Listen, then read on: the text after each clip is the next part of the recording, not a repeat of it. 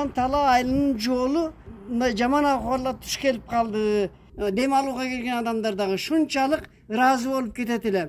Мүмкүн болсо караштырып, ушул жолду Оған Тала айылынын жолун оңдоп беришиңерди суранамын. Тургундардын атынан, өзүмдүн атыман суранышты аткарат деген ишеним менен силерге кайрылуудамын.